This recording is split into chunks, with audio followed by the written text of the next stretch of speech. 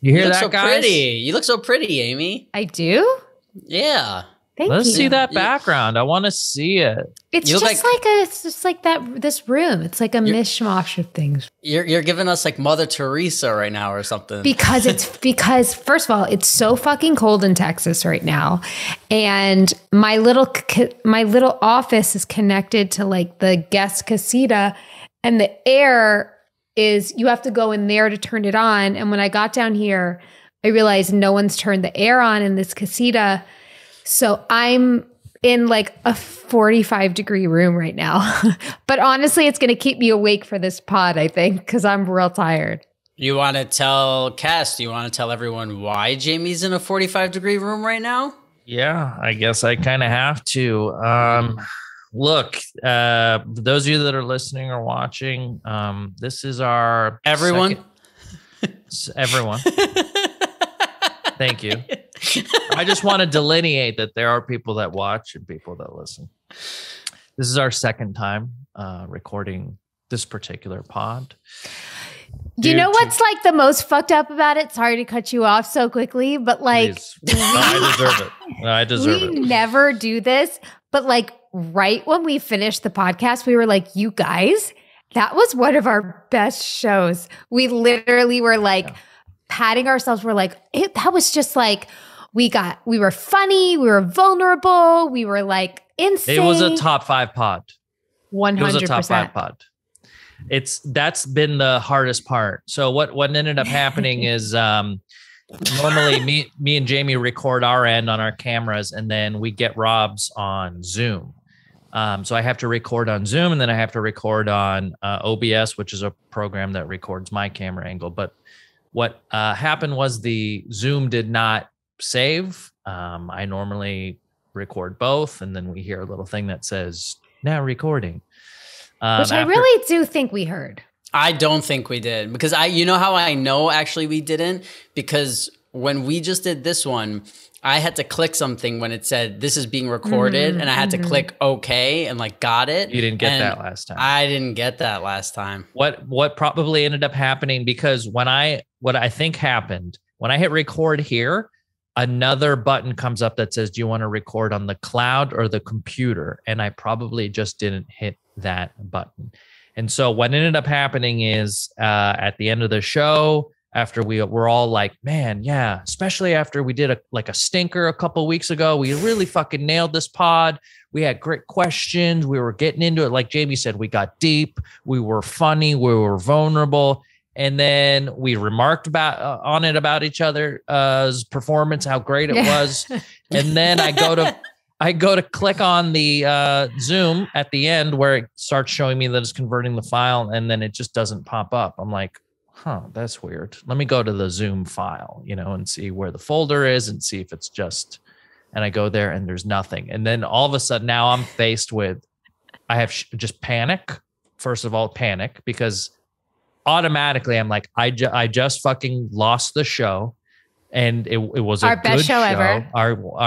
I'll even say it's a top 3 show. Yeah. And that, guys, is including like the Perry Caravello episode, Joey Diaz, Christina P, any of these big time fun guests that we had. We were flowing. It's safe to say it was our best Zoom episode ever. Oh, yes. It was our best. We were all firing on all cylinders. And so this is our second attempt. You guys were so gracious to come back a couple days later and make time. I've actually prepared a written apology. Great. So if you guys would just indulge me, I just need to get this off my chest. So because that night I didn't sleep. Okay. You shouldn't have. Yeah. Did you? You know what's funny is like Rob didn't respond to the text where I said I fucked up, like I didn't record. Rob didn't respond. It took him a minute.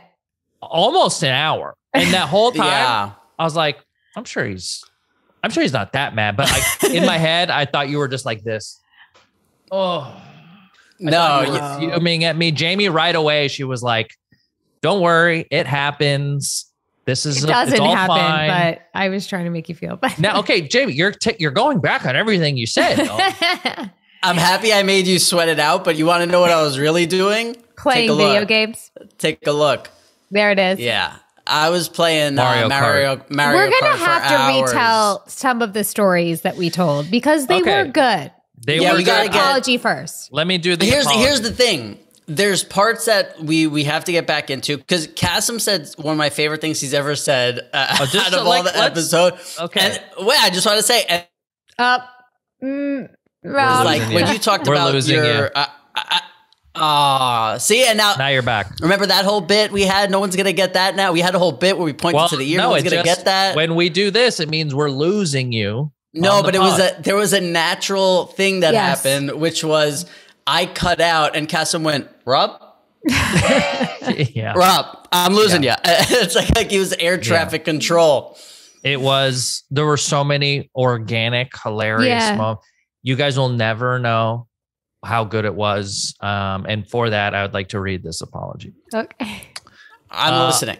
I wanted to take this time to publicly apologize for my actions this past Tuesday. As you know, at the end of our scheduled podcast, I could not find the Zoom file. I'm nervous. I could not find the Zoom file, which is needed to create our episodes of the Pajama Pants podcast. Jamie, I know and respect that as a mother, you have better things to do with your time instead of re-recording what was a top 5, now top 3 episode of the podcast. The amount of empathy, wisdom, and insight you provide to this podcast on a weekly basis is priceless and immeasurable and can only be outshined by your physical beauty, which I would simply describe as perfection. Oh, I hope you can find it in your heart to forgive me. I wanted to also extend this apology to your husband, Cutter, your eldest son, Bo, and obviously Jack, who some could argue needs more of your time. Robert, my friend, my colleague, my heart. My dolphin. My actions from this week are inexcusable, and I wouldn't blame you if you wanted to shift other competing friendships ahead of ours. Your straight to the point attitude, while it is cutting, is such a breath of fresh air amongst my phony LA liberal. Although you don't have nearly as much going on as Jamie-Lynn, I know you value your personal time, so I wanted to express my deepest regrets for not properly recording our podcast. Oh, Captain, my captain, your leadership and commitment to this pod is a testament to your tenacity. This pod would not be thriving if it wasn't for your deep love of friendship and money. And although you are in the city you love with no return flight booked, I hope you do indeed come back to Los Angeles, even if there is nothing here for you now. And finally, I want to apologize to the Pajama Pants audience. The thought of your ears never getting the opportunity to hear the magic that was made this last Tuesday fills me with a sorrow so deep that only Davy Jones will know it and understand. Only Ed Harris from the abyss will understand how far down I've fallen in the depths of despair the last few days. You all have been with us every week for over 2 years, and although this is the first time this has happened, I promise you all it will be the last. With that being said, I have Perry Caravello on avail to take my spot moving forward, should that be the will of the people. No. If you feel the need to further humiliate me, please reach out to me on Instagram, Twitter, and now TikTok. Thank you for your time. Oh, is this just a promo? Was this just a plug? You can find me at CasimG on Twitter and Instagram. That's my apology. I hope you guys accept it. I do. That was beautiful, but I do want to unpack all of it. So when did you write that? Like, I want to know. So, okay, we all say like, you wait an hour. I say, hey, it's okay. I was playing video games. And I let you know it's all good. Don't feel bad, babe. The way that we run things, I'm surprised it didn't happen sooner, to be honest, you know? I wrote that apology during a rehearsal about 3-4 hours ago.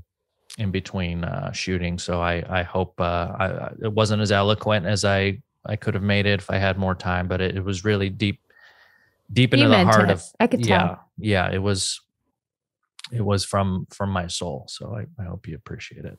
Can you give me the repetitive thoughts going over and over in your head that you weren't able to sleep that night? Well, it was more so. I just felt like I wasted everyone's time because it's easy for us to do the pod, but like logistically, it requires a synchronization of 3 people's schedules, and 2 of us are busy, and not the easiest thing to get together. You know, every week Rob takes charge, our captain. He says on Sundays, usually he says, when are we going to do the pod this week? And then, it's kind of up to me and Jamie when we can sync. And you guys usually wait for me to do it after work, which I appreciate. But the whole thought was like all that just out in the ether, just a waste, and it was more I so have like my side recorded. And I have my side recorded, but it would just be the audio, right? No, we have the I have video. We just don't have your video. I just don't audio. have your video. Yeah. Oh, I wish I knew that. I would have done it on my own. You just play you and Jamie, and I would fill in exactly. You would where remember I was. what you said. Well, none of this is off. None of this is authentic. This is all rehearsed, and we can offer that up maybe as like one day as like a special treat for the listeners. Where you can like fill in or VO your bit. Yeah. Anything I could do to make up for your mistakes. Mm. Yeah. Thank God. So, we call ourselves a professional podcast. And even when you're a professional podcast, you come up against things like this, and we're not immune to it. So, but we're here today, and you guys made it happen. And I can't thank you enough. And sorry to Gabby, who's having to edit over the weekend. And then it's a 4th person that I'm inconveniencing, because Gabby, who usually edits the pod on Thursdays, is now having to do it on a Saturday. So, it's just a complete inconvenience, really, is what it boils down to. Mm-hmm. Yeah. Stop agreeing with me, Jamie. I was watching. What, by the way, P, a lot of our fans came from your mom's house. Christina P's probably listening right now. She says she listens every week, and she texts me, so I know she really does. She texts me about. She's like, "Oh, you said like who?" Whenever we say something on the show, and we're like, we can't say who that was. Like, I get a text from Christina P, and she's like, "Who was that?" She wants to know who the person is. But on YMH, they did a thing, and if anybody who's not watching YMH, I was going to say is lately they've been unreal, like just so good. And they did a thing I want to steal from them like last week, where they did like if Kasim was an animal, what animal would he be? A raccoon. No, I mean, take your time with it, Jamie. Maybe just take some time and think of something. More me. I'm like I go with my gut immediately. That's crazy, sometimes Jamie. your gut's wrong. Or maybe Sometimes an otter. Yes. I can see you, cutie, like when they fold their little, and they're like, floating on their backs, and their little paws are folded over. Just tell them, I know that you're putting it on, you're being cute for the camera. Just tell them what sort of like massive land animal, some sort of dangerous creature you think I am. Perhaps a tiger. Well, raccoons are rather dangerous. Jamie, that's what I had for me. For you, a raccoon? It's so weird. Out of the whole animal kingdom, I thought raccoon, because like you could look at them and they're like, oh, look, they seem nice and this. But then when you get one in a corner, like they get a little crazy. They get a little dicey. Yeah. What do you think for me? I see you as one of those little capuchin monkeys that they like have in India that the guys trained to steal the wallets out of the tourists, Yeah, I could do that. Nice little cute face, but also highly trained and skilled. Yeah. Would do that face again? Yeah. Do you remember a movie called Rat Boy? Do you remember this movie from a long time ago called Rat Boy? You look like him when you do that. You look like can't believe you had this skill. You're not watching this on YouTube. Rob is inflating his upper lip, and it's giving him the appearance of a baboon. Yeah. Wow. Whoa. And you do that with your neck too? I mean, now that you described the raccoon the way you did, I can see how it would fit you very well. I also see you as like some type of bird. Like a big bird, like a eagle type bird. Like a bird of prey. Oh, a big bird. A big bird. What about me? I thought you would be a deer. Yeah, deer's good. Deer's good. A doe, if you will. Okay. A female deer. Yeah. I would say like some sort of, deer works, very dainty, but powerful when it needs to be. Tasty. I wouldn't know. I wouldn't know. Never eaten deer? I have some sort of like slick cat, maybe a puma. Me? Yeah. So, but like oh wow, just something like maternal, but like it can be vicious if needed. Yeah. Oh yeah, it's like a lioness. I see you on a branch, just like on the branch, like Jungle Book style. Yeah, Jungle Book style, black, jet black with a shine to you. You're always. See, I see you as one of those monkeys that pickpockets. Oh, racist a little bit. Mm-hmm. I haven't heard one thing I've liked from you today. Not Kasim, one. I thought I either see you as I already said you kind of look to me like the guy from Ice Age. Yes, he did the squirrel. Yeah, you look kind of like that guy. And then I think Tom said Christina P would be an ostrich. I could maybe see you as an ostrich a little bit. You see me as an ostrich. I can see you like pecking, like chicken. Yeah. Oh, chicken. Yeah. Oh my God. One of the most ridiculous pictures I've ever taken in my life is when me and Kasim got the Airbnb and found out there were chickens in the back, and Kasim went and was like, take a picture of me with the chicken. And he picked up the chicken and he's holding him like this. And he's like he just has this face. Jamie, did you Instagram the picture? No. Oh, I don't think it was a very flattering photo of me. It wasn't, but that was the face you were making. What was I supposed to do? Like, you were just like, I think you were like, because you were trying to pick him up for a while, and when you finally got him, I think you were a little bit like proud, but also like he was a little gross. So like, Yeah. Once again, not a single thing here I agree with animal wise. Okay, Cass, what about the ones, what about the meerkats that stand up and they all like... That's a good one. How about that? Yep. Do I have a nervous, jittery energy? No, you have like a neck thing. Like I'm feeling like there's like a neck thing with you. Okay. Yeah, you have that. Oh my God! Speaking of pictures I've taken at Cass, sorry, but I mean this is we should have a therapist on this episode. They would say we're picking on you for a reason. Like you messed up, we're and a little now mad. But we're not. But I'm not. Cool. Yeah. I'm not. Maybe we are. I didn't. Maybe not. Maybe I didn't have to read this apology because I don't know if it really did it. Guess what came in the mail to Kasim's house that I am so excited to get back to LA for? My Helix mattress. Yes. I went to their website. I took a quiz. They sent me a mattress. And listen, our boy Kasim, he's a little more well-to-do than me. He's got a job. He's a big shot. Not this year. No, he goes, hey, shout out to the future. He goes, hey, I see the mattresses that Rob's getting or maybe Jamie's getting. He goes, I want the big boy mattress. I want to go, what is it called? What is it? My Helix Sleep, I have the Sunset Lux. Sunset mattress. Lux, guys. Look it up. That's what our boy Cass is sleeping on. Look, the reason is because I sleep on a very popular memory foam mattress I had before Helix, and I was like, well, I have a great mattress, and so if I upgrade or if I take the sponsorship, this mattress better be great. And they sent us these mattresses weeks ago, so I needed to make sure that it was great, and I've been sleeping on it, and I have to tell you, I enjoy my Helix mattress more than any other mattress I've had.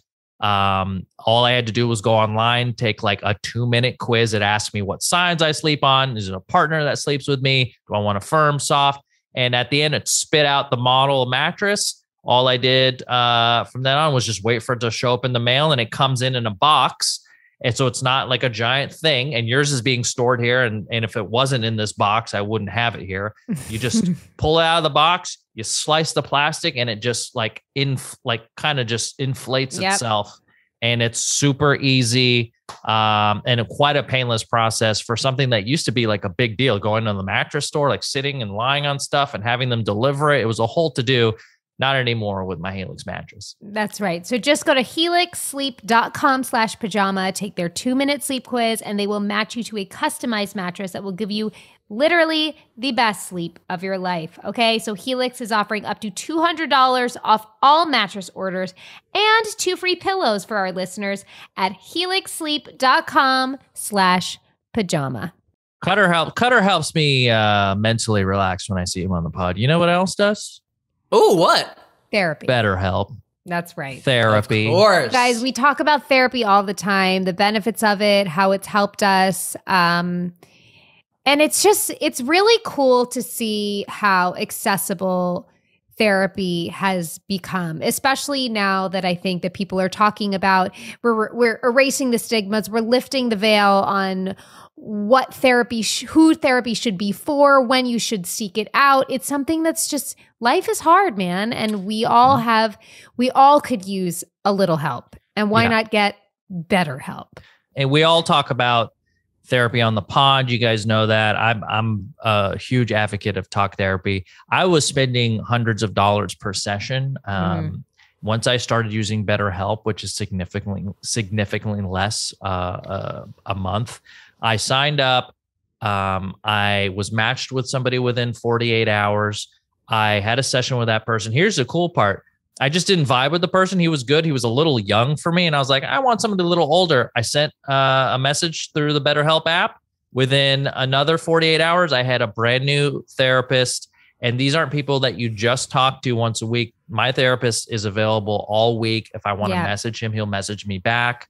It's brought therapy to me in a way that back in the day when you needed therapy, you had to like know somebody who knew someone who had like a great therapist. And then you had to like call and like do this whole dance. So much easier, streamlined, and they have so many people available for you. It would just be a crime if you were looking for someone and you didn't start on BetterHelp. Yeah, Kasim uses BetterHelp like a dating app, guys. BetterHelp is a customized online therapy that offers video, phone, and even live chat sessions with your therapist. So what an amazing part of it is you don't have to see them on camera if you don't want to. So if you have really embarrassing stuff to say and you don't even want to look at somebody in the eye, boom. It's like confession. Yes, it's much more affordable than in-person therapy, and you can be matched with the therapist in under 48 hours. Give it a try and see why over 2 million people have used BetterHelp online therapy. And Pajama Pants listeners get 10% off their first month at betterhelp.com/pajama. That's BETTERHELP.com/pajama. That's right. Now back to the pod. Rob, can I ask you a question? When you get an Airbnb, there's this very large plant behind you. Do they give you instructions to water it? Sometimes they do, but also that's fake. Oh, okay. Yeah, but like when me and Kasim had the Airbnb, there were chickens. There were like they told you how to take care of it. No, they said the neighbor Rick was going to come over like a couple times a week. Did we even see a guy that came when we were there? Come on, I was hanging out with those chickens like 3 hours a day. Of course, I saw Rick. You saw Rick, yeah. Because I asked Rick, I said, Rick, is it cool if I let the chickens out? And he goes, yeah, let them out all you want. He goes, but just if you're going to leave the house, make sure you put them in because like sometimes a coyote will come and like drag one out by its neck and this. And that's when I was like, oh, like I should probably just like put them inside when I go even inside. Because he's like, oh, like last week one dragged one out right in the middle of the road and I watched him eat the chicken. I was like, oh, okay. Yeah. Thanks, Rick. Rick with the solid notes. So we read some emails last week. I'm looking at them. I don't really remember what we talked about with them. Do you guys want to? Yeah, let's do it. These emails again. Let's go back to this. And here, guys, we're actors, and we might have to watch ourselves act a little bit. And this is the most you'll ever see us act. Yeah, you might. Somebody might say something, and we might go, "Wow, that's so interesting." And off the top, but we already know, you already heard it. Because I feel like a lot of these questions kind of really tied into what we were talking about as far as topics on the pod. Like this one's about crypto. Let's and we talked about the metaverse. Do you think we should skip that? I started watching Ready Player One because you guys told me to, so I get it. Did you? Yeah. Okay. So let's start saying that I had been explained the metaverse and that people were spending money on real estate in the metaverse, and it really upset me. And you guys kind of explained to me, like, Rob, you were explaining that this guy bought like a museum to sell NFTs and like people to pay to get in the museum. And then I was like, okay, I kind of get it. Like, I understand how people make money, but I think my fear was like people are going to rather live in the metaverse than in real life. And like, what does this mean for our kids in the future? So then you guys told me to watch Ready Player One with Bo, which we made about 3/4 of the way through, but I kind of felt like I was understanding the metaverse. And then oddly enough, I don't know if you've seen that movie, Don't Look Up, but the guy that plays the creepy, like, Steve Jobs guy. Yeah, Mark Rylance. Mark Rylance is the creepy game creator in Ready Player One. Yeah. Yeah. He plays he's like Hollywood's go-to Asperger's actor. Yes. They need somebody to like look like he has Asperger's. Don't look you in the eye. Those characters aren't they're kind of similar. I watched the movies a week apart and I was like, this is the same person. By the way, that movie, if you haven't seen it, people, when they see a movie drop on Netflix, there's always that sort of like, it's probably not that good. I really enjoyed Don't Look Up. I do think it's probably one of the best movies I've seen all year. I thought it was very funny. Yeah. And it's one of those movies that it's funny, it's well written, it's well acted. It's also like social commentary, but not like beating you over the head with it. It's sort of like what Idiocracy did, but like a little more subtle, and I really enjoyed it if you haven't seen it. We also talked about video games. Well, the way I started off the pod was saying, hey, Kasim, I checked into an Airbnb and guess what was under the TV? But now if I said, guess what's under the TV, it's all fake because he already knows. Well, I know that I guessed. He did guess it. I guess Nintendo Switch. Yeah. But, what ended up happening was we went back and forth for a little while, and then you said it was a Nintendo 64. It was a Nintendo 64. I looked under the so I come in with like all my bags because I was coming here for a month, so I have so many bags. I put them down, and like the first thing I see is the N64, and I'm like, all right. I just start like plugging it in, like seeing what games are there, and there's this like giant pop, and this blue light like comes like in my face, and I pulled it out. And when I pulled it out, I don't know if it was already broken or not, but the wire, like for the part that like plugs in, pulled out, and there was like this big spark, and I'm like, oh my God. So now like we had the pod to do, I had to unpack, I had to like see the place, everything. I'm like, no, I need to find the closest video game store that has a charging thing that I could buy because I know I'm going to want to play this. And I just like went to Can I ask you this? GameStop. Did the spark happen on the outlet or on the N64? No, on the N64, and then it happened again because I looked and like the half of the plug was out. So when it would touch, the electricity would go through, and there would be like a big spark. So you're thinking the whole N64 got fried? No. I just think the power cord. I see where it's broken. I see where the power cord has like it's like ripped, and I was like, oh, it's ripped. So the part that's in the N64 is still connected, but the cord is correct. Ripped. Yeah. I see. Okay, and I could turn the N64. Yeah, I would think that the whole like unit, if I would have saw a spark, was gone. Then I'm like, I got to buy this guy a fucking new N64. But so you go outside and then you go where? I went to first I went to GameStop. Terrible, like. It was. I think I was like the only person in there who never got a swirly. Like it was just a swirly. You know, in high school where they like dunk kids in the toilet by their feet. Yeah. And I told you there was like a guy in there who was FaceTiming his son.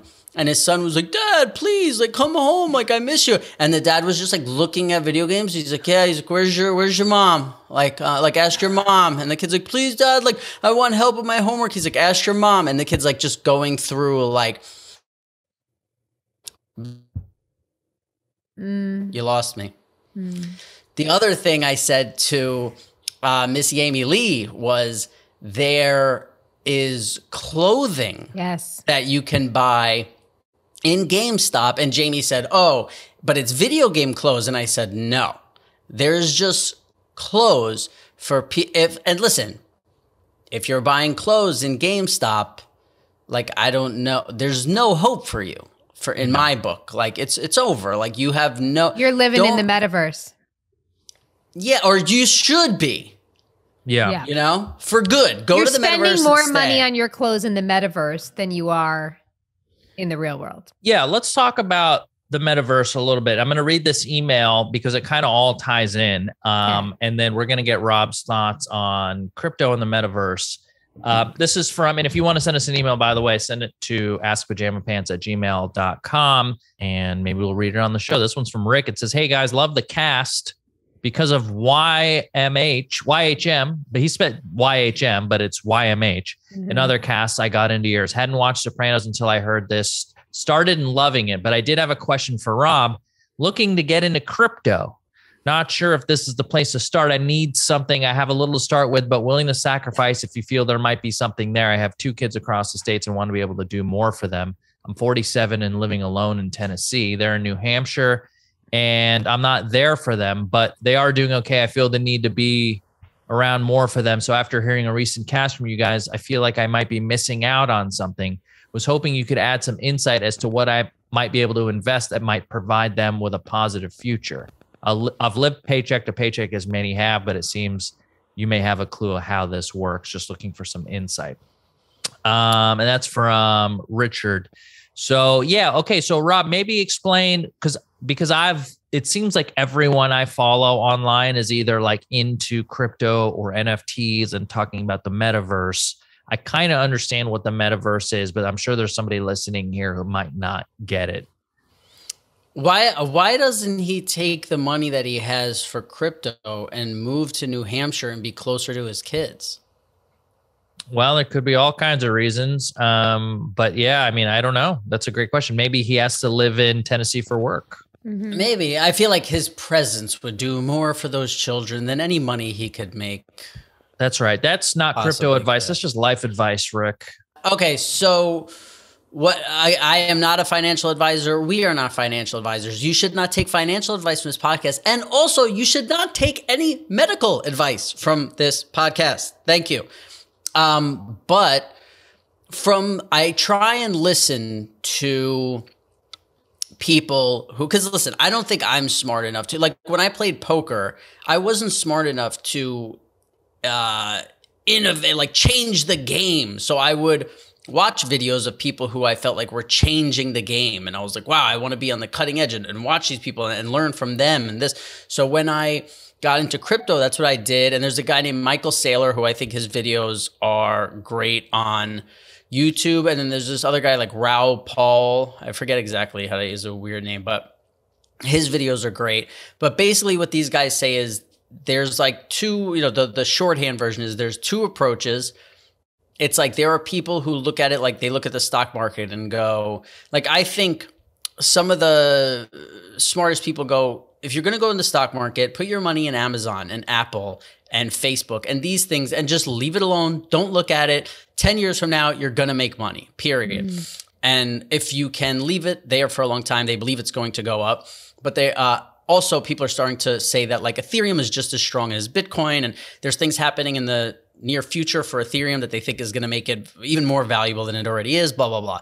Then there's other people who look at it and go, you can do it like people do the stock market and do it like penny stocks, where you have $200 and instead of turning that $200 into maybe $250 in 6 months or even $400 in this, like you want to turn it into $10,000 and take the big risk and blah, blah, blah. So those people find like small, low cap altcoins, and they take chances and they take risks where, for me, I'm not really sure about that. It's definitely a gamble and blah, blah, blah. But again, I don't know a ton of shit about this. If I would just go and listen to people like Michael Saylor and watch their videos and take their advice if you want. I think that's well said. I think, I like what you said about, when you're playing poker, you couldn't, make any major breakthroughs because there are just people way smarter that know what they're doing, that are already doing that. And there's no shame in just like listening to somebody who knows more than you about something, and I think that's a skill that's useful for all kinds of stuff. And personally, when you talk to me about crypto, I listen and I am so ready to dive into crypto head first. Personally, I think Ethereum sounds really interesting to me. And no bullshit aside, I see a lot of more Ethereum on my timeline than I do Bitcoin. What do you attribute that to? Is it because NFTs are using Ethereum more? Are NFTs something that I should be paying attention to?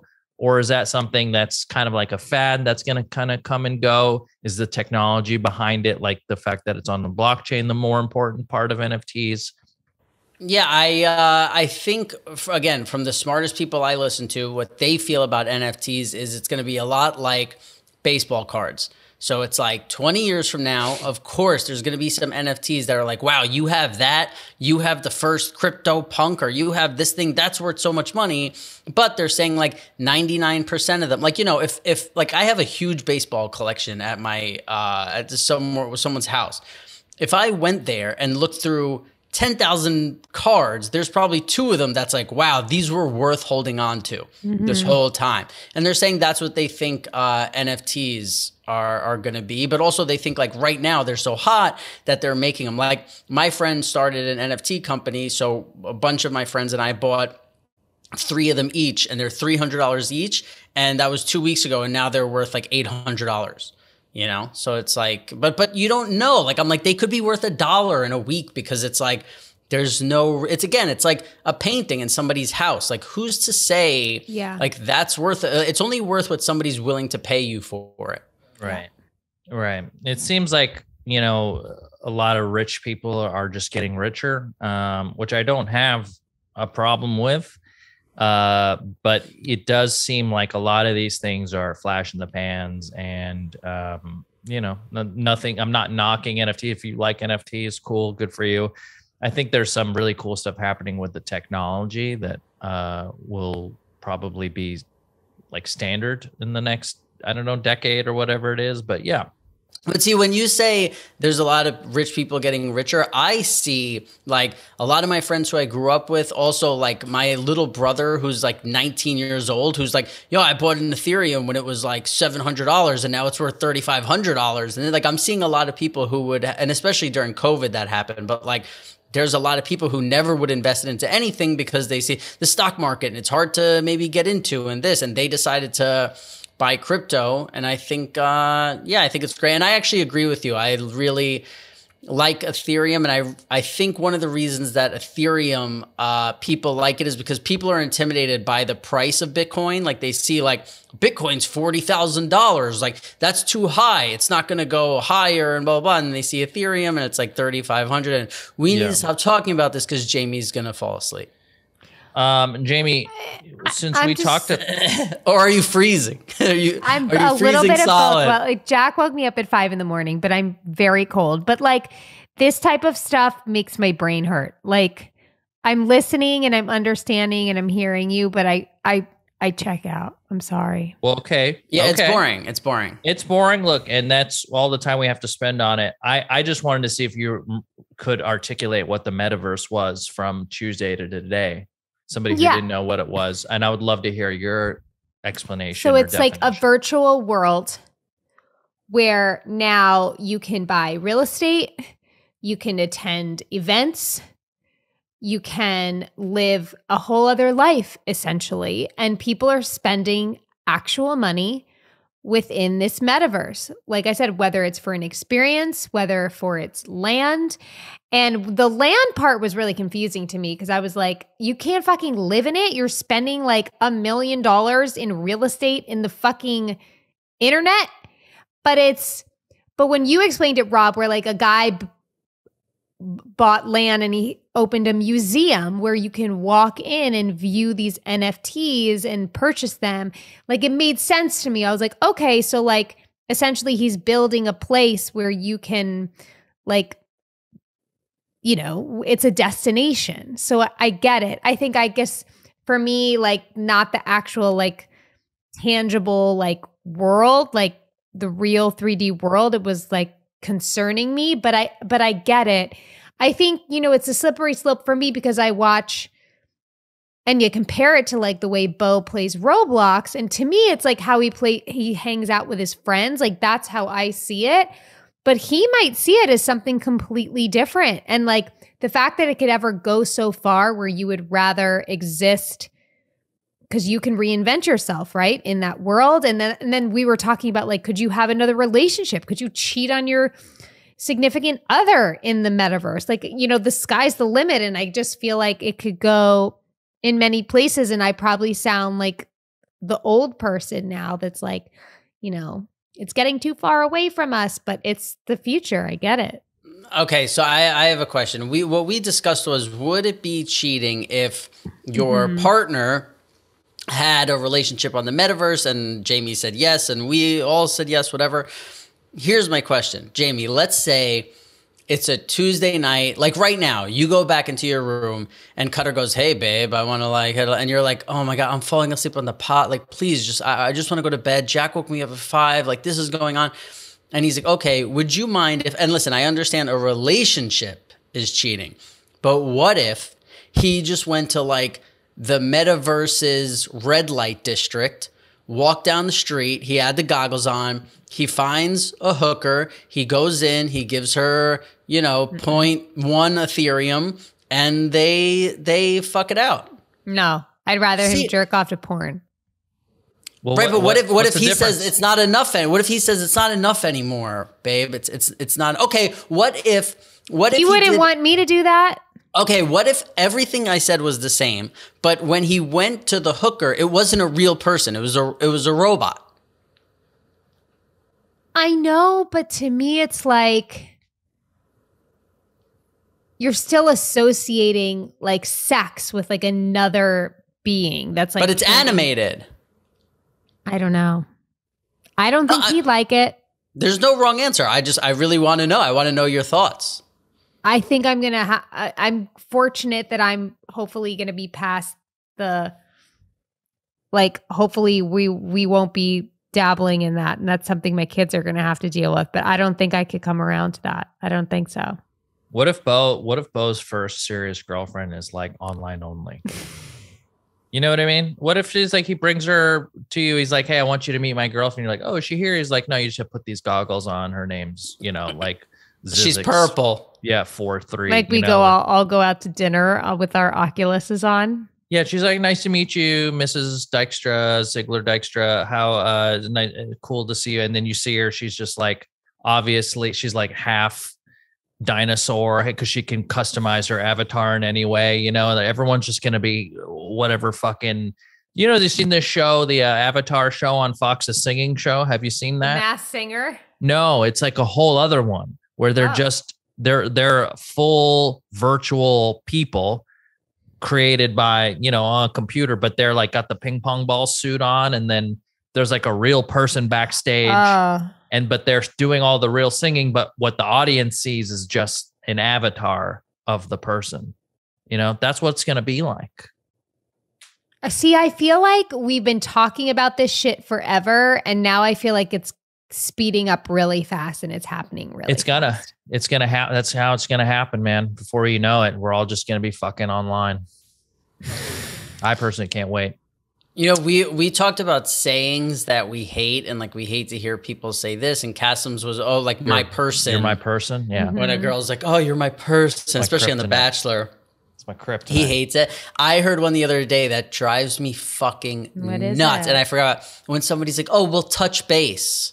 Yeah, like we'll circle back. We'll touch base. Yeah. Oh, when somebody says we'll touch base. And by the way, you know why I think I hate it? Because I think it's like, when I think about it, I'm like, isn't that like a baseball reference? But meanwhile, like the only people who say it are like women in like work like spaces, you know, like they're like, oh yeah, we touched base about that and like this, and I'm like, aren't you like ruining? Is it a baseball reference? I don't think so. I have no idea. I have no idea where it comes from. That's a great thing to look into. Let me see if I can type it up while you're sitting here. Jamie, can you think of any sayings that? Can you think of any sayings that really get under your skin when people are like, "Oh, I'm gonna," but even like Cass said, like, "Go to circle back," or like, "Put a pin in that," like that kind of shit is just like, oh, I'm like, that's pin in. I hate it. Let's parking lot that. Okay, so it says, what is the origin of the term touch base? According to Phrase and Merriam-Webster, the term touch base likely comes from the sport of baseball. In the game of baseball, the runner and the fielders have to touch a base on the ground in order to be safe and record an out. Yeah, but that has nothing to do with what it means when you say it. I don't know.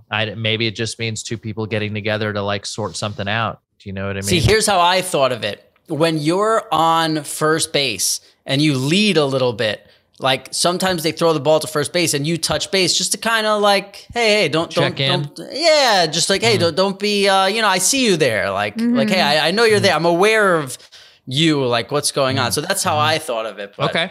Yeah, that could work. I don't know. That could work. We're doing real work on this pod. Here's an email. Can I read an email for you guys? Please. It's a little bit of a gear shift. This is from Isaac from Portland, and the subject is Let's Get Dark. Hey guys, long time listener.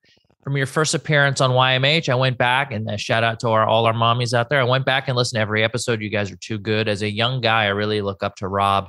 And anytime you start telling a story from your life, I really take that shit in. Everything you say just resonates with me. The minimalism, doing shit on your own way. There's also that New York way that I really respect. I don't know how to describe it. New Yorkers just have this way, and it's badass. You guys have talked about it. You're just 100% who you are at all times. All you guys are dope, and I've seen these rich lives, and you have these rich lives, not as in wealthy, but you've all experienced a lot. And I guess I just want to know about the craziest shit you've seen. Like I know Rob has seen things that he hasn't talked about yet. I remember you saying you've been in life-threatening situations before. I want to know those stories. Even Cassim, how far did your drinking take you? Jamie, you've been in show business for a long time, and you don't have to be specific, but maybe you've seen stuff you weren't supposed to see. I hope you see this. I'm a huge fan. Isaac. Thanks, Isaac. Appreciate that for the write-in. Look, my drinking, I will just go over this. We've talked about a lot of this stuff in the past, but I think a lot of people do enjoy when we sort of, talk about it every once in a while because there's new listeners to the pod. I had, my drinking took me to a place that where my, on the outside, things looked real great for me. I had just like bought a house and, if you were looking at me objectively, everything seemed to be going okay. He was popular on the internet. He had money or whatever.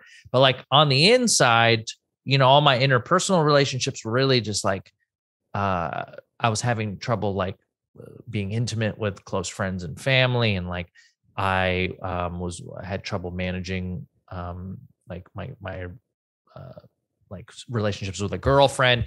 Things were unmanageable for me. And I found myself kind of waking up, doing the same thing every day, maybe even like swearing like, oh, today I'm not going to drink. And then later on that night, I would kind of just be finding myself drinking again. And it, which is now looking at it is like kind of insane behavior. But people use the term, you're a high bottom.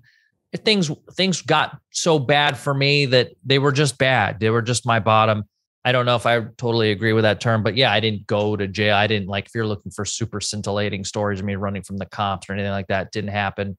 But it could have, if I would have stayed on that track, I could have, but yeah, that's essentially it for me. Rob or Jamie, do you guys have I just want to know real quick, like, You would drink like 7 days a week?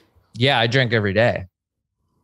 And it was always like Jack Daniels, or because that's what I always saw you. It changed. You know, it's funny because it changed after a while. Like I think towards the end, I was on tequila because in my head, what was happening was I was told like tequila is the only one that isn't a depressant. I think it's true. It's the only alcohol that isn't a depressant. Yes. Yeah. And so, because I would always drink and get really tired, and I was like, I had no energy. I had like, there was no way I could stay up past 9 p.m. People wanted to like go out and hang out. And I was just like, dude, I'm going to like just stay in, drink, and I'll be in bed by like 9:30. And when I started drinking tequila, I had a little more energy. So I think I was like, and I wasn't consuming all the calories. So I was, that was towards the end. But like drinkers will go through, like some people will go like, I'm cutting out beer. I'm just going to do wine, you know? And then some people just go like, oh, only hard liquor for me. I'm not. So there's all kinds of things that we try and do to make it feel like we're in control of a thing that we are, you know, have no control over by just dictating, well, I can't not drink, but I will have a particular kind, and that I can control for a while. But yeah, I went through phases with it. I got to a point where I was only drinking tequila for so long that then when I would go, like, let's say I went to somebody's birthday and it was an open bar and they didn't have tequila, I could drink for 6 hours and I wouldn't feel anything. Like I would just be like, wow, I don't feel nothing. And then like let's say I had, you know, 12 like vodka on the rocks and I was like, nah, like I'm just not like whatever, I feel fine. Then I would have like one tequila on the rocks and I'd be buzzed. Like I'd be like, there it is. Like now we're moving. Like, because it was the only thing that would get me. Like I would drink the vodka or drink other stuff and it felt like heavy, you know, like I would just be like, all right, like Jamie has said, the energy of a drunk is like very dense, you know, like they're like, ugh, and they're on you this where like the energy of somebody on like shrooms or something else is so like light and like you're so aware of like what's going on around you and you just don't want to like, you never want to inconvenience anybody, where like if you're drunk and you step on someone's shoes, it's like, oh, shut up. Like, you know, it's like, well, when you're on like psychedelics or anything, or like even weed, like you feel connected to things, like you want to be connected to things. And I find like with alcohol, it's almost the opposite. But for me, like anytime I've ever gotten drunk, and I guess this is why I don't really like drinking, is that immediately, like when I start to feel the buzz and I'm talking, I'm like, oh, I'm losing control. I don't know what I'm saying. I'm saying too many things and I don't like what I'm saying. Like, and I can't get off that train, and I just can't. I don't like that. And mind you, other people will say to me, like, I don't know how you can be stoned and go out, Jamie. Like I get paranoid, or I say weird shit, and I'm the opposite. Like when I'm stoned, I get like locked in and I'm all right and I'm with it and I'm, I love when you're stoned. Yeah. Like, but with alcohol, I like when we just went to the Bahamas, I had one day where I was like, all right, I'm going to have some margaritas with my girlfriends at the pool. I'm going to do this. And look, after one, I was like a little buzzed and I'm like, I get it. Like, this is fun. And then like after two, I was like, my ass is on Instagram and I have no control. She had a high bottom over what's coming out of my mouth. That's right. Yeah. Great. Well, Isaac, hopefully that answers your question. And I've been in like life-threatening situations.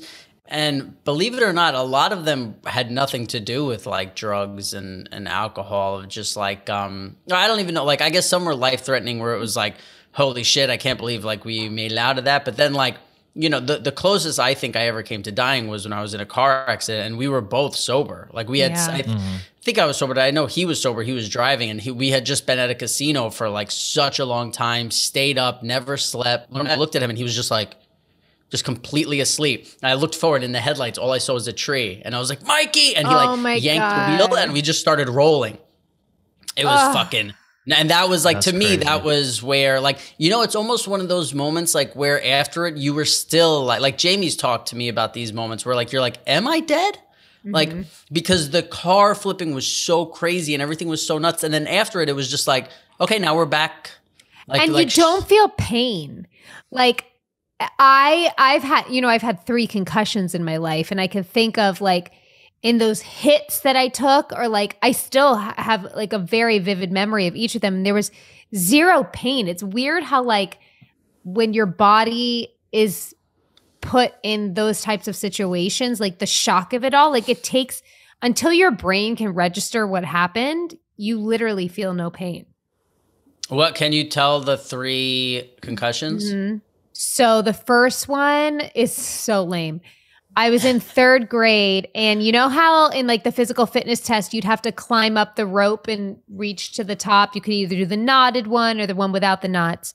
So I was the only girl that did the one without the knots. And when I came down to the bottom, you know, they have those like blue mats that they would put out on the gym floor. And I was so dramatic, and I threw myself back like, oh my God, I did it. And I misread how much mat I had left, and I hit my head directly back onto the floor. And I suffered from migraines as a kid, but I remember like later that day telling my mom I have a really bad migraine, and I was going to like dance class or something, and I started vomiting at my dance class, and they took me to the hospital, and I had a mild concussion. And then about a year or 2 later, I was ice skating, and there was a white glove on the ice, like really in my peripheral, like I didn't register it. And I slipped on it so quickly that I couldn't put my hands down, and I fell directly on the side of my face. And I remember I was cross-eyed for like 20 seconds. Oh. And then I went home. We didn't think anything of it. And then the next day at school, I got a migraine and started vomiting. I had another concussion. And then the third was, I wanted to say I was in 7th or 8th grade playing softball in gym in school. And I was pitching, and the kid threw it to me. That was like, we made a play in the field, and he was throwing it back to me, and I didn't know he was throwing it at me, and it hit me really hard directly in the temple. Jeez. Wow. See, you know what's funny is like I've been talking with people lately about when life like is really good, and you always have to have that thing of like, don't get too like something's coming around the other, like hold on, like when it's like, God, like should you live that way, or should you just be so open to like, no, everything's gonna be great, but then you see people who don't get to live that way, and you're like, this isn't fair, like I shouldn't. So it's like this really weird thing. So, you know, in those moments, like the point is that reminded me of that, like I'm the only girl who fucking got up to the top of the thing, and look, and like oh, I'm the best, and then it's like bang, concussion, sick. Yeah. And it's like that's like a, you know, like a life sometimes, you know. It's all like perspective. I think you could look at your life and look at moments of your life and recall it that way, where it was like, it was good and then that happened. It was good and then that happened. Or you could look at it a completely different way. I feel like as I've gotten older and more spiritual and kind of really understood like what like I wanted to have faith in, I guess I should say, it's allowed me to have a different perspective on my life, where when the good things are coming, you know, and I think I have this perspective a little bit because Cutter's a little bit younger than me, and he immediately is like always anxiety of like, I don't have to tell you guys like what's bad's going to happen. And I'm just not. Like, I know that something's going to happen. Like, that's just life. But I ride that wave. Like, it's almost like when you get in a rhythm with the ocean and there's a really big wave and you're like, all right, I'm going to let myself get in this wave, but I know I'm going to be okay. Like, that's how I approach my life now. I wasn't always this way, but it's like, it's good. It's good. And when it's good, I'm totally present and I feel it and I appreciate it, but I'm well aware that shit's going to come up, but I don't get pummeled by the shit so much anymore because it's just always going to kind of come back in and out, you know? Yeah. I think that's great advice. I think that's the way to go through life. There's so many different analogies you can make about it, but it's like a couple of them are, you can be, every time you like get into a relationship, are you going to bring in the baggage from your last relationship? Are you always tensing up because your last partner cheated on you or this happened?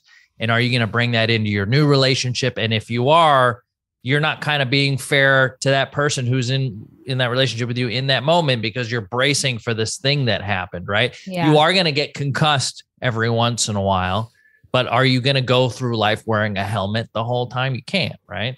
It's like when you go off-roading, you want to like strap in, and you don't want to tense your body when you're going up over those things, because that's tiring for your body. But if you relax and let the harness do its job, then you're going through life on a smoother pace. You won't be as tired. Your body won't be as sore.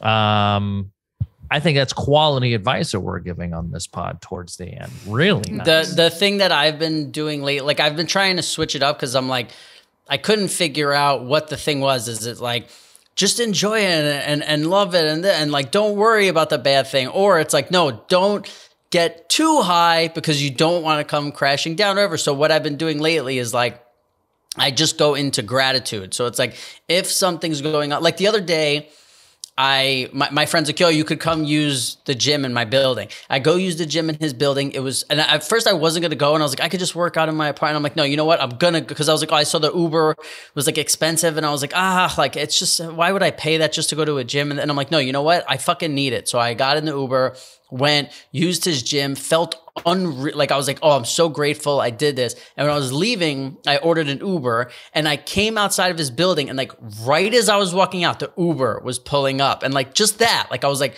I'm so grateful, like for my life, how good. And so like I just try and. You're in a flow. That's real. I think that's real. I think like where you just said, when you live in gratitude, it seems like shit's just showing up for you, but I think it's because you're just having that perspective. There's this woman, Marianne Williamson, who I really love, and I loved her books and her teachings. And she says the definition of a miracle is just a shift in perspective. That's all it is. And I truly believe that. And I think, Rob, that's the key to it all, is gratitude for all of it. The guy, Sam Harris, who I do his meditations all the time, the thing that he says is like, no matter what you're dealing with, or obviously unless it's like an illness or somebody deletes the podcast. Yeah, like a family member dying, that like, you know, if you take like, you know, even if you say 10% of the horrible things, but like 90% of the horrible things are just an appearance in consciousness. Like, it's like, just look at that as an object, the same way, like if you have a song stuck in your head, or like, how is that different than, you know, being upset with somebody or something like that, like the things that we deal with on like a daily basis that aren't the, you know, 10% of like the major fucking things, like where you just look at it and go, you know what, like what I always tell people when, you know, like something like Cutter, how Cutter can, you know, drive over and over on one thing and not let it go. And you go, dude, you realize a year ago, you were doing this exact same thing with something, and you would have no idea what it was because it was meaningless. Like here's the thing, right? It's like Cutter gets obsessive over stuff that's out of his control. Like it's like, so what are you doing? Like, yeah, if it's in your control and you want to, yeah, whatever. But like when it's like, hey, what, like, oh, my wedding is in 7 days. What if it rains? It's like, yeah, okay. Like we already put up a tent. So like, what are you? And then it's like every day, like, I'm just worried about it raining. But what I think is like, I think people's brains are different and they don't want to train it to not be that way. But I think a lot of people just latch on to a thing like that to get them through the familiar is safe. It actually feels like unsafe for them to feel comfortable sometimes. I mean, I get that, you know, we all have our things, right, in our lives that we are that way with. Some people feel comfortable like you, like riding in the wave, and some people want to be like tied down. They love the highs and lows. They love the highs and lows. I get it. Yep. That's great advice. I love that. I think it's time to wrap up. I think I want to close on this email because it's a nice, uplifting, positive email from a new viewer, listener. It's from Matthew. He says, hey guys, I recently found out about your podcast from Cass. I'm wearing the Pajama Pants hoodie on the last Attack of the Show of the Year. Shout out to you, sir. I've watched several PJ videos on YouTube and I've been hooked ever since. The chemistry between you three is incredible and it makes the topics you talk about such a joy to listen to. Rob, admittedly, I don't know a lot about your work, acting or otherwise, but the fact that you seem to lay it all out there and are totally honest about yourself during each pod is incredibly admirable. Jamie, like Rob, I'm not aware of your work, but from what I've learned via the pod, you seem to have overcome a lot in your life. And let's be honest, being a mom of boys is more than a full-time job that can be extremely thankless and extremely rewarding at the same time. Cass, your friendships with people all around you always seem to be warm and genuine. My new goal in life is to be a friend like you and hopefully have a friend like you before it's over. I can't wait for 52 weeks of potting with Pajama Pants this year. All the best, Matthew. Thank you, Matthew. Thanks to everyone else that emailed us today. And look, guys, thanks for making this work this week. You guys really stepped up, and I'm truly appreciative of that and glad we could do a pod. And we really try and be consistent for you guys out listening out there. So I hope you guys appreciate it, and we appreciate you. And we'll see you in the next one. Bye. Guys, I got to bail, but thank you so much for making it happen. Okay, you sorry. Yeah, sorry for holding you up, Cass. Yeah, okay. Thanks, guys. Son of a bitch.